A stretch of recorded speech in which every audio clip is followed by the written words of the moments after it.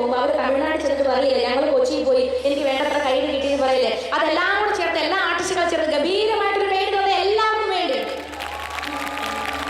വെറുതെ കസേരയിൽ ഇരിക്കും തോറും നമ്മുടെ ശരീരത്തിലെ കൊഴുപ്പ് കൂടിക്കൊണ്ടിരിക്കുകയാണ്. ഓരോ കൈഡിലൂടെ ഈ സൈഡിന്റെ അളവൊക്കെ വന്ന് പല ബോഡി ഷേപ്പ് കൂടെ കിട്ടുന്ന ഒരു സന്തോഷ വാർത്ത ഞാൻ നിങ്ങളെ അറിയിക്കുകയാണ്.